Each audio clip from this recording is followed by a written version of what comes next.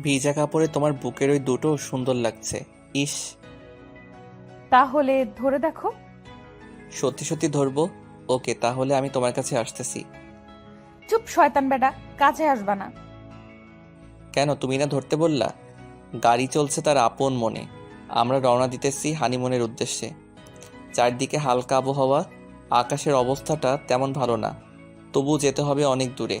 আমি গাড়ি চালাচ্ছি আর আমার বউটা আমার কাঁধে হাত দিয়ে বসে আছে। কিছুক্ষণ পরে ও বলল, তুমি এত পথ গাড়ি চালাতে পারবা? হ্যাঁ পারবো। দেখবনি বলছি, ড্রাইভার মামাকে সাথে করে নাও। তবুও শুনলা না আমার কথা। আমরা কোথায় যাইতেছি? হানিমুনে। সেখানে যাওয়ার সময় কি কাউকে নিয়ে যাওয়া যায়? হয়েছে আপনার কথা, এখন রাখেন। আমি জেরিনের দিকে তাকালাম, তাকিয়ে আমি তো অবাক। এত সুন্দরভাবে আমার বউটা সেজেছে আর আমার চোখে পড়লো না। বউ, ও বউ, তোমাকে না? আমাকে নাকি? অনেক সুন্দর লাগছে। তা কি এখন চোখে পড়লো নাকি? হুম, এতক্ষণ ভালো করে দেখিনি তাই। ওই শোনো। বলো। থাক কিছু না। জেরিন বলো। তোমাকেও না অনেক সুন্দর লাগতেছে। এইটুকু বলতে এত টাইম লাগে তোমার? গো। ওই শোনো না। আবারও কি হলো? থাক কিছু না। আমি আর তোমার সাথে কথাই বলবো না, দেখো। এত জোরে কেন কথা বললা? আমি এক হাত দিয়ে ওকে টেনে আমার কাঁধের উপরে রাখলাম। থাক লাগবে না, নিজে গাড়ি চালান। থাক, আমার অভিমানী বউ আর অভিমান করতে হবে না।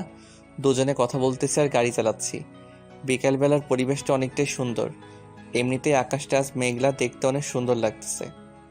যেতে যেতে রাত কয়টা বাজে আল্লাহই ভালো জানে। জেরিন আমার কাঁধে শক্ত করে শুয়ে আছে। এর ভিতরে মাগরিবের আজান দিল। ওই লিমন, আমাদের যেতে কি অনেক সময় লাগবে? হুম, অনেক রাত হয়ে যেতে পারে। ও, আমার না অনেক খিদে লাগছে। কি খাবা বলো? আইসক্রিম খাবো।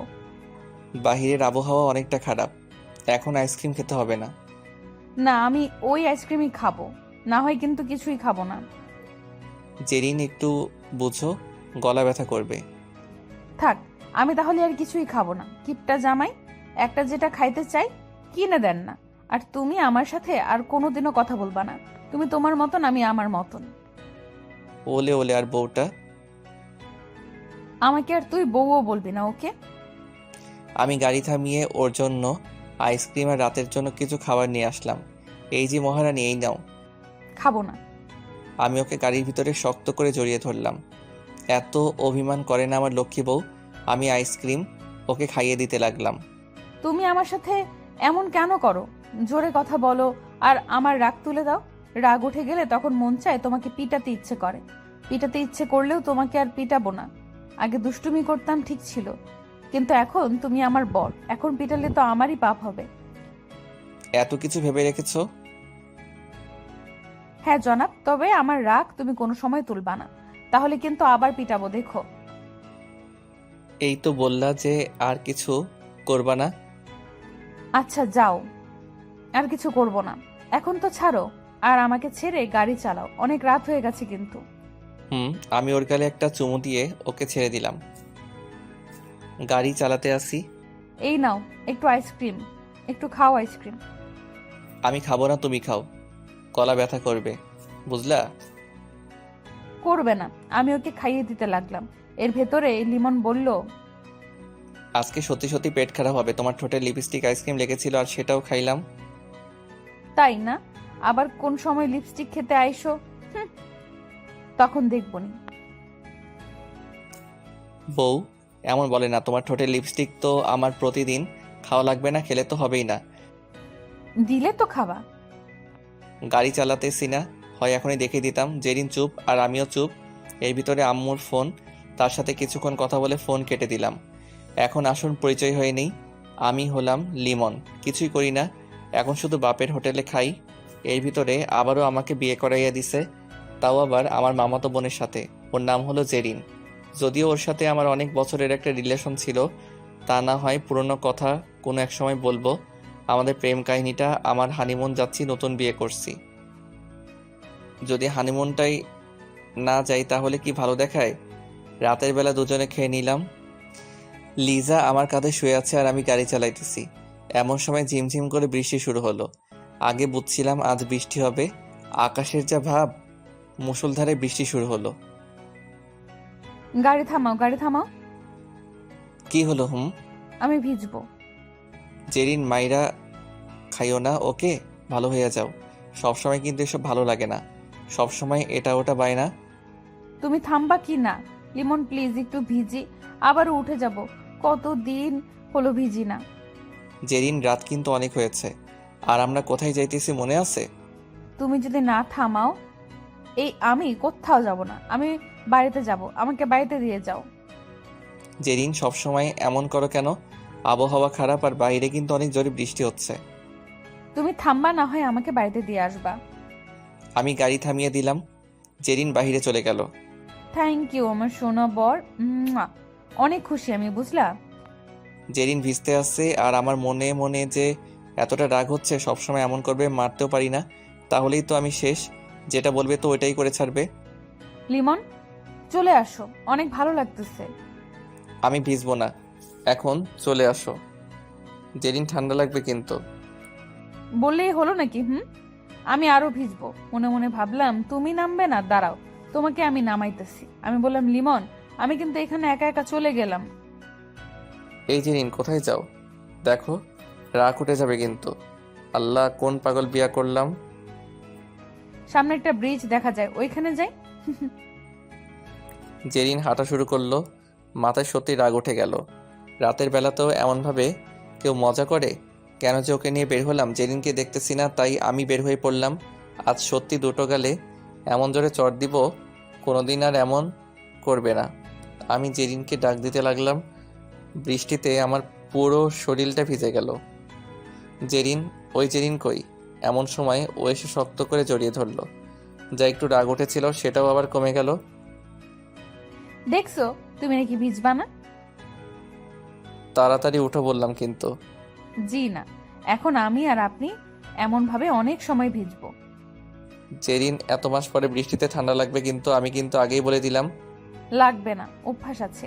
ওই, তুমি আরো জোরে জড়িয়ে ধরো তো। কি আর করবো, ওকে শক্ত করে জড়িয়ে ধরলাম।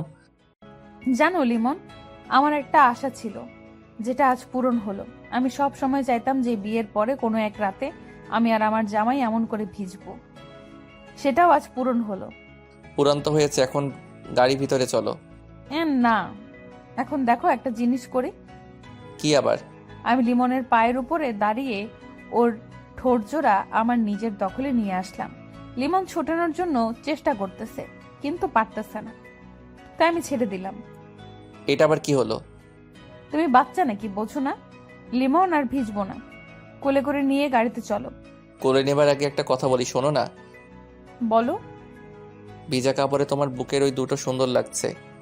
তাহলে ধরে দেখো। সত্যি সত্যি ধরবো? ওকে, তাহলে আমি তোমার কাছে আসতেছি। এখন ধরতে হবে না, হানিমুনে যাই, তারপরে দেখবা। তারপরে দেখবো তুমি কত ধরতে পারো। কি আর করব, আমি ওকে কোলে নিয়ে গাড়িতে বসিয়ে দিলাম। চেঞ্জ করব, তুমি একটু বাইরে দাঁড়াও। বললেই হলো নাকি? বৃষ্টি পড়ে আর আমি দেখলে সমস্যা কি? তুমি তো ফাজিল, তাই। আমি চেঞ্জ করা শুরু করলাম, আর লিমন আমার দিকে তাকিয়ে দেখে এটা কি সত্যি অনেক ফাজিল হয়ে গেছে। লিমন আমার হাত টেনে ওর কাছে নিয়ে গেল। এই ছাড়ো, দেখো কেউ এসে পড়বে। রাত অনেক হয়েছে, এখন আর এই রাস্তা দিয়ে কেউ আসবে না, আর বৃষ্টি পড়ে, বুঝলা? লিমন ছাড়ো।